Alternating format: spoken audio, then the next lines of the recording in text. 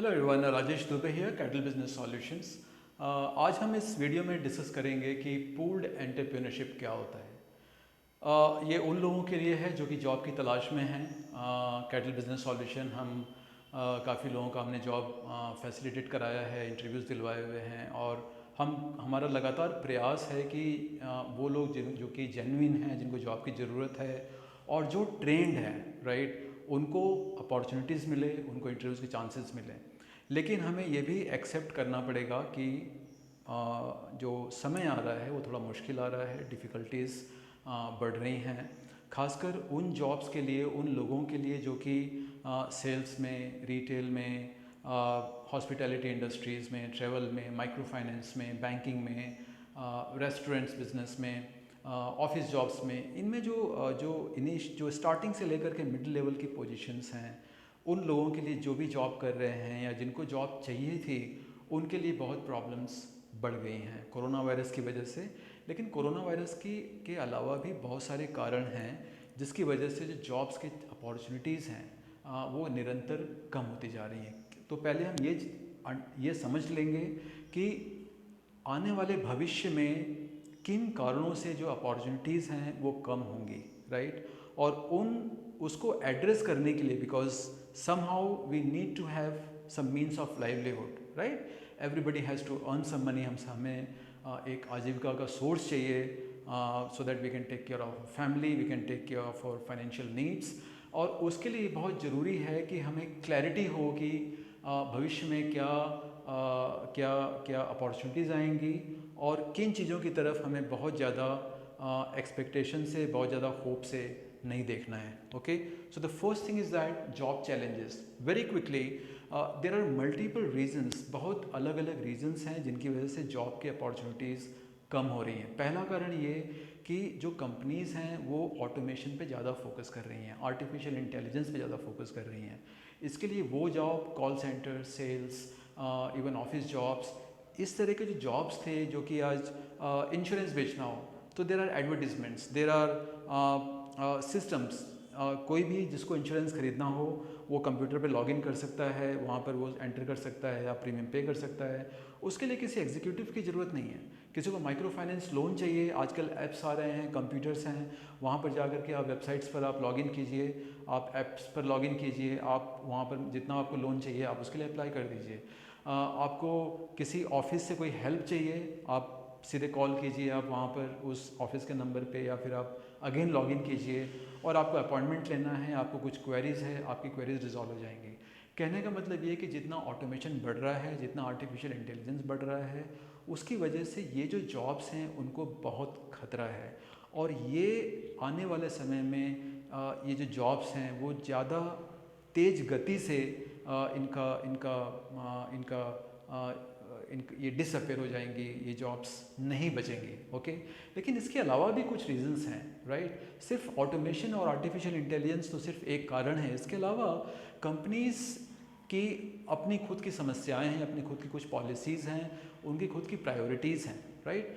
Companies को every quarter profit show करना पड़ता है, राइट। तो उनके लिए जहाँ भी एक्सपेंसेस बचाने का तरीका हो सकता है वो एक्सपेंसेस बचाती हैं।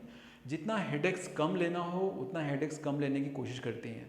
Employ engagement is one of the very big component of the overall expenses. अगर एक कंपनी लेट अस से उनका जो एक्सपेंसेस है अगर 20 लाख रुपया है तो काफ़ी कंपनीज़ का उसमें जो फिक्स्ड कॉस्ट है, जो मैन पावर कॉस्ट है, वो बहुत ज़्यादा होता है। उसके अलावा जो परमानेंट एम्प्लॉयज़ हैं उनका सैलरी तो ज़्यादा होता ही है, उसके अलावा उनका मेडिकल हो गया, उनके रिटायरल्स बेनिफिट हो गए, उनके लिए जो लीगल कंप्लाइंसेस होते हैं वो हो गए। तो ये सब लाइबिलिटीज़ हो जाती हैं कंपनीज़ के लिए। और इसकी वजह से कंपनीज़ नंबर एक आर्टिफिशियल इंटेलिजेंस ला रही हैं और दूसरा उन पोजीशंस को कम करके वो also they are going to vendors, जो थर्ड पार्टी कॉन्ट्रैक्ट्स होते हैं वो लोग वहाँ जा रहे हैं। और वो जॉब्स परमानेंट नहीं होते हैं, नंबर वन। और वो जॉब्स उतने अच्छे पेइंग भी नहीं होते हैं। अगर आपका आईसीआईसीआई कंपनी में अगर डायरेक्ट रिक्रूटमेंट होता है तो वहाँ पर आपको 15 से 20 हज़ार रुपये सैलरी मिलेगी। लेकिन अगर आपको वही जॉब किसी थर्ड पार्टी के थ्रू करना पड़ रहा है तो उसके अंदर आपको 8 से 10 हज़ार रुपये से ज़्यादा आपको नहीं मिलेगा, राइट। सो वो कारण है जिसकी वजह से जो कंपनीज़ हैं, जो बड़ी कंपनी जो पे कर सकती हैं, वो अपने यहाँ से जॉब्स कम कर रही हैं, और उसकी वजह से जो जॉब्स हैं वो उनका सैलरी कम हो जा रहा है, उसकी वजह से जो आपको इनकम होती है वो कम होता जा रहा है, right. Now also important is, क्योंकि जो ये लो जो जो जो जो लोअर या स्टार्टिंग लेवल के जो जॉब हैं, जो लोअर ऑर्डर के जो जॉब हैं, क्योंकि वो कम हो रहे हैं, कंपनीज़ को सिर्फ वही लोग चाहिए जो कि एक असिस्टेंट मैनेजर के रोल पे काम कर सकें, जो कि डिप्टी मैनेजर के रोल पे काम कर सकें स्टार्टिंग में, और उसके लिए उनका जो एलिजिबिलिटी रिक्वायरमेंट्स होता है वो बहुत बढ़ जाता है।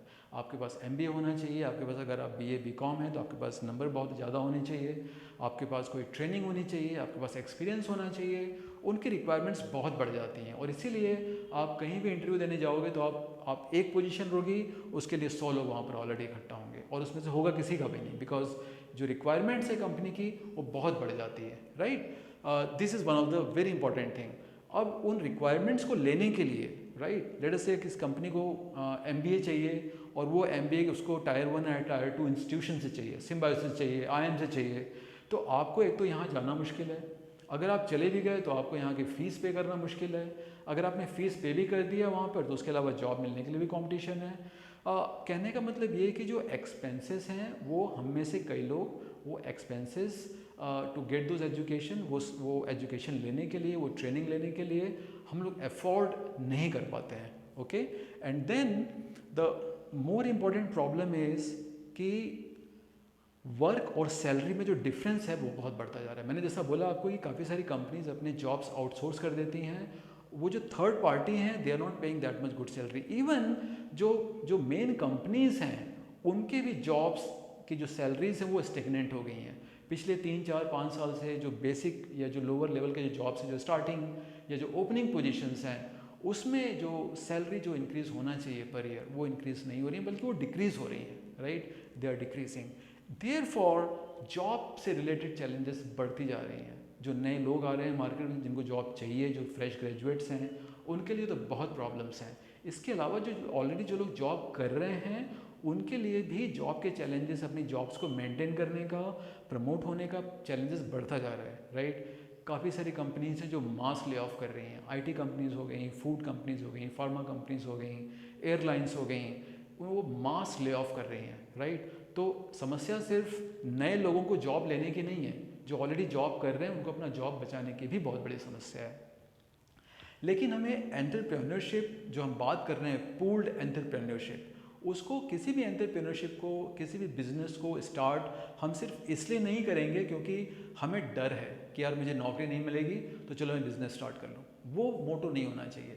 उससे बड़ा मोटो होना चाहिए कि यार there is some opportunity, there is something big to do, right. तो हम इस बात को भी देखेंगे क्या क्या अपॉर्चुनिटीज़ हैं आने वाले समय में, जो कुछ क्लियर एरियाज़ हैं ग्रोथ के लिए, health care, services, logistics, freelancing, ये कुछ ऐसी एक्टिविटीज़ हैं जिनका ग्रोथ बहुत ही ज़बरदस्त होने वाला आने टाइम में। और अगर आप गांव में भी रहते हैं, अगर आप छोटे से शहर में रहते हैं, तो वहाँ भी हेल्थ केयर की ज़रूरत पड़ेगी, वहाँ भी लॉजिस्टिक्स की ज़रूरत पड़ेगी, वहाँ भी कोई ना कोई अपना अमेजन से कुछ ना कुछ डिलीवर करेगा, राइट। वहाँ भी कोई फ्लिपकार्ट से बेचेगा, वहाँ भी किसी को माल पहुँचाना होगा, वहाँ भी किसी को आउटलेट चाहिए, वहाँ भी किसी को कोई बीमार पड़ता ही होगा। कहने का मतलब ये कि इन एरियाज़ में जो ग्रोथ होने वाला है वो ज़बरदस्त होने वाला है। और ये जो चीज़ें हैं, जो अपॉर्चुनिटीज़ होती हैं, they are going to be localised. हम जैसे आपने सुना होगा आत्मनिर्भर भारत का जो कैंपेन चल रहा है, वो कैंपेन इस चीज़ को और बढ़ाएगा। लोकलाइजेशन होगा, local manufacturing, local servicing, local production, local distribution. और इस वजह से आप जहाँ भी रह रहे हैं वहाँ पर आपके आसपास के शहर में जा कर के एक बिज़नेस स्टार्ट करना अब बहुत ईजी हो गया है, बहुत लुक्रेटिव हो गया है। So you can really plan to sustain and make it big. Important thing ये भी है कि आज जहाँ पर कि जो जनरल एजुकेशन है, बीए बीकॉम, उनका रिलेवेंस कम होता जा रहा है। अगर आप खाली 12th के बाद में जाकर के बीए बीकॉम करते हैं, आप खुद अपने आप से पूछिए कि बीए बीकॉम करने के बाद में मैं क्या करूँगा।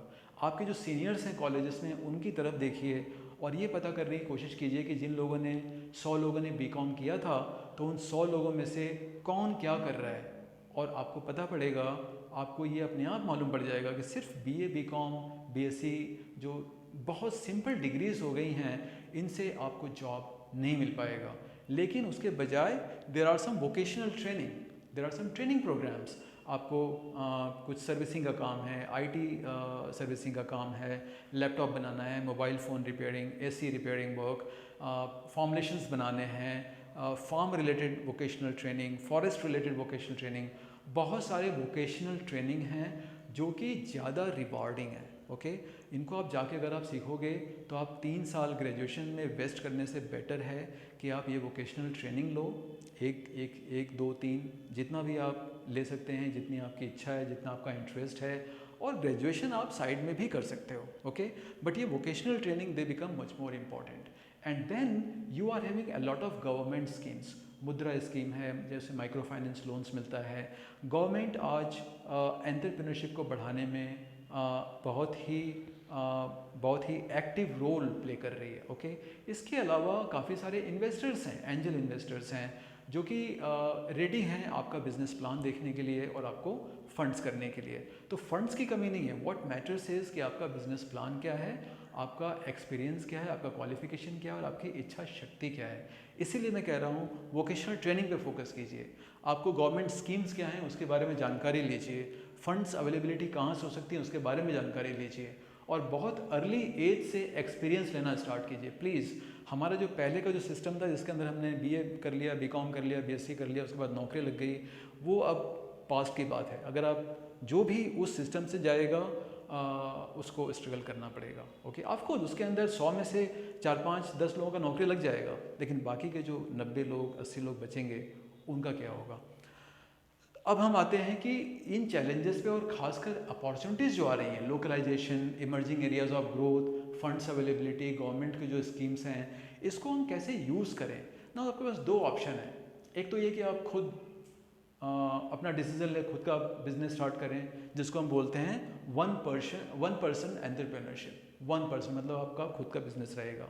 लेकिन जो दूसरा ऑप्शन है वो रहेगा पूल्ड एंटरप्रेन्योरशिप। इस पर आने के पहले हम ये देख लेते हैं कि 1% के क्या रिस्क होते हैं। सबसे इम्पॉर्टेंट रिस्क ये होता है कि अगर मैं खुद अपना बिजनेस स्टार्ट कर रहा हूँ तो मेरा एक अकेले का आइडिया लगेगा, और मेरा अकेले का आइडिया लगेगा, उसके अलावा मेरा जो भी इन्वेस्टमेंट रहेगा वो सब मेरे पॉकेट से लगेगा।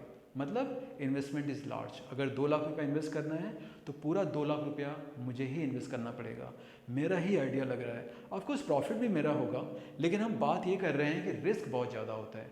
अगर मेरा बिजनेस फेल हो गया तो मेरे पूरे 2 लाख और उसके अलावा जो भी खर्चे हुए हैं पूरा मेरी जेब से खर्च हो जाएगा। तो मेरे लिए लॉस बहुत ज़्यादा है, रिस्क बहुत ज़्यादा है, कॉन्सिक्वेंसेस बहुत ज़्यादा है। ओके, और इसके अलावा जो सबसे इम्पॉर्टेंट होता है आपका फंड्स का लिमिट हो जाता है। मैंने जो बोला आपको कि अगर आपके बिजनेस में 2 लाख 5 लाख चाहिए तो 2-5 लाख आप ही को लगाना पड़ेगा, या फिर अगर आप लोन लेते हैं गवर्नमेंट स्कीम से तो आप ही को जाकर के पूरा लोन अपने नाम पे लेना पड़ेगा। उसके लिए कई बार मुश्किल हो जाता है।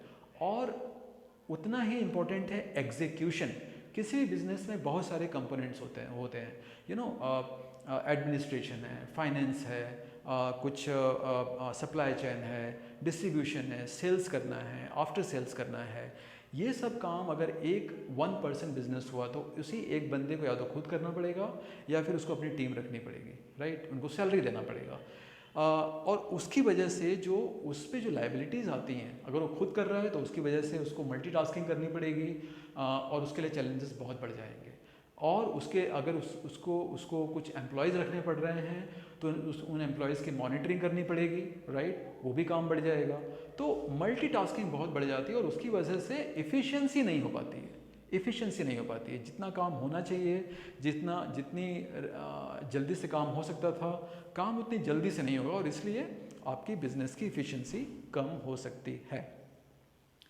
अब हम आते हैं पूल्ड एंटरप्रेन्योरशिप। तो हमें रीज़न मालूम पड़ गया कि क्या क्या रीज़न्स हैं कि हमें पूल्ड एंटरप्रेन्योरशिप की तरफ बहुत ही सीरियसली ध्यान देना चाहिए, सोचना चाहिए और कोशिश करना चाहिए। What is a pooled entrepreneurship? होता क्या है?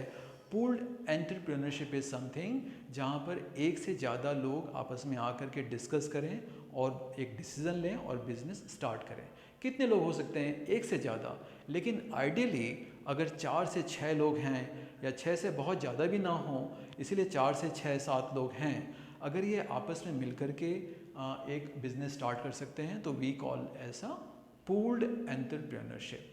क्या क्या फ़ायदे होते हैं इसके? नंबर 1, क्योंकि 5-6 लोग हैं, आपस में डिस्कस करेंगे, सबके पास में अपना आइडियाज़ रहेगा, और अगर सब ने मिल करके 3-4 आइडियाज़ लिस्ट डाउन किया तो उसके ऊपर सभी लोग मिल करके ब्रेनस्टॉर्मिंग कर सकते हैं, राइट? उसके पॉजिटिव्स क्या हैं, उसके नेगेटिव्स क्या हैं, उसकी वजह से क्या क्या रिस्क हो सकता है, चैलेंजेस क्या है, किस में ग्रोथ ज़्यादा होगा, इन सभी पॉइंट्स पर एक बहुत ही इंटेंसिव डिस्कशन करके एक जो फाइनल डिसीज़न आएगा वो इन 5-6 लोगों का जो ब्रेन है उसके डिस्कशन के बाद आएगा। मतलब जो आइडिया है वो बहुत रिफाइंड रहेगा, राइट? उस आइडिया के बारे में बहुत ही डिटेल्ड में स्टडी करके उस आइडिया को सिलेक्ट किया जाएगा, राइट? दूसरा ये कि मैंने एग्जांपल आपको दिया, मान लो अगर 2 लाख इन्वेस्टमेंट करना है और अगर 5 लाख हैं तो सभी को और हर आदमी को 40,000 रुपीज़ ही इन्वेस्ट करना पड़ेगा। तो जो लाइबिलिटीज़ होती है, जो इन्वेस्टमेंट जो फिनेंशियल शेयरिंग रहता है, आपका बर्डन होता है, वो बहुत कम हो जाता है। Okay, so this is very important. Multitasking कम होती है, this is very important thing. मैंने जैसा बोला आपको, बहुत सारे फंक्शंस होते हैं और इसीलिए अगर 5-6 लोग हैं तो मैं एडमिन देख लूँगा, जो दूसरा बंदा है वो प्रोडक्शन देख लेगा, तीसरा सप्लाई चेन देख लेगा, चौथा सेल्स देख लेगा, पांचवा आफ्टर सेल्स देख लेगा, और ये लोग आपस में रोज़ मिल सकते हैं, हफ्ते में एक दिन मिल सकते हैं, अपना काम डिवाइड कर सकते हैं। अगर अंडरस्टैंडिंग बहुत अच्छी है, फाइन ट्यूनिंग बहुत अच्छी है, तो जो काम है वो उसका काम होने का रेट ज़बरदस्त होगा, राइट? एंड आप यहाँ किसी को सैलरी नहीं दे रहे हैं क्योंकि आपको प्रॉफिट शेयरिंग है, आप पार्टनर हैं बिजनेस में, राइट? तो आपकी जो लाइबिलिटीज़ हो कम है, आपको किसी को मॉनिटर करने की ज़रूरत नहीं है क्योंकि उसका ही बिज़नेस है, आपका ही बिज़नेस है। सो इसलिए इसमें जो रिस्पॉन्सिबिलिटीज़ हैं, आदमी के खुद की रिस्पॉन्सिबिलिटीज़ होती हैं और वो खुद अपना बेस्ट परफॉर्मेंस देगा इस केस में। ओके, जो रिस्क है वो सभी लोग शेयर कर रहे हैं। सो लेट अस से बिजनेस सपोज नहीं चला और जो लॉसेस हैं सिर्फ किसी एक आदमी का लॉस नहीं होगा। ओके, पहले वाले केस में अगर 2 लाख इन्वेस्टमेंट जाता था, एक आदमी स्टार्ट करता था तो पूरा 2 लाख लॉस उस एक आदमी का होगा, लेकिन इस केस में सभी लोगों का 50,000 रुपीज़ 40,000 रुपीज़ लॉस होगा, राइट? तो आपका जो रिस्क होता है 2 लाख से 40,000 हो गया, and this can go even down further, right? And then there is a very high possibility of success, and this is the most important thing.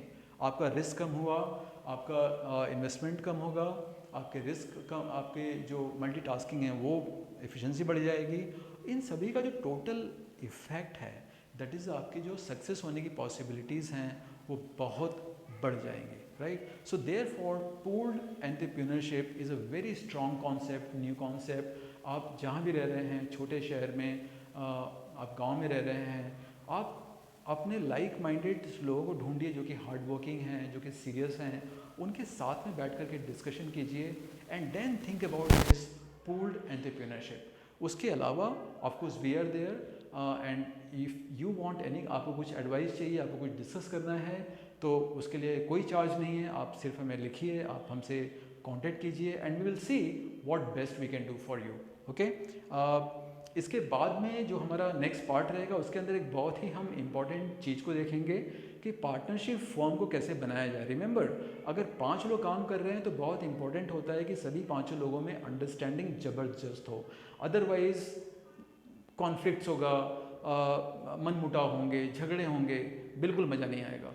तो उसको रिजॉल्व करने के लिए जो पार्टनरशिप फर्म है, जो क्या स्ट्रक्चर होना चाहिए, कैसे बनाना चाहिए, हम उसको सेकेंड पार्ट में देखेंगे। आपके पास अगर कुछ आइडियाज़ हैं पूल्ड एंटरप्रेन्योरशिप के लिए तो आप हमें आइडियाज़ भेज सकते हैं। आप एक 2 मिनट का छोटा सा वीडियो बनाइए, उसमें आपका आइडिया क्या है, उसमें आपको क्यों लगता है कि ये आइडिया बहुत अच्छा है, अपॉर्चुनिटीज़ क्या है, आप हमें उस चीज़ों का 2 मिनट का वीडियो बनाइए और उस वीडियो को हम अपने प्लेटफॉर्म पे शेयर करेंगे। और जिन लोगों को अच्छा लगता है, जिन लोगों को आपसे बात करना है, हम आप लोगों को कनेक्ट करवाएंगे ताकि आप लोग आपस में बात करके उस चीज़ को आगे ले जा सकें। ओके, इसके अलावा अगर आपके पास में कुछ क्वेश्चंस हैं, अगर आपके पास में कुछ सजेशंस हैं, तो आप हमको व्हाट्सएप कर सकते हैं @thecattleBS। आपके पास हमारा व्हाट्सएप नंबर है जो कि इस वीडियो के नीचे दिया रहेगा। और उसके अलावा आप हमको ईमेल भी कर सकते हैं। ईमेल भी इस वीडियो के डिस्क्रिप्शन में दिया हुआ है, cattle.bs@gmail.com। With that, I will see you again in the second part. Don't worry, we will ensure that जो भी चीज़ें आपकी हेल्प कर सकती हैं, ऑफकोर्स हम जॉब दिलाने के लिए इंटरव्यूज अरेंज करा ही रहे हैं, लेकिन थोड़ा सा डिफ़िकल्ट टाइम चल रहा है, अच्छा समय आएगा। लेकिन तब तक हमें और भी देखना है कि फ्यूचर में और क्या क्या अपॉर्चुनिटीज़ हो सकती हैं, कैसे हम एक अच्छी लाइफ स्पेंड कर सकें, और उस अच्छी लाइफ को स्पेंड करने के लिए क्या क्या हम अरेंजमेंट कर सकते हैं, किस तरह से हम अपॉर्चुनिटीज़ का फ़ायदा उठा सकते हैं। Wish you all the best, see you in the next video, bye, take care.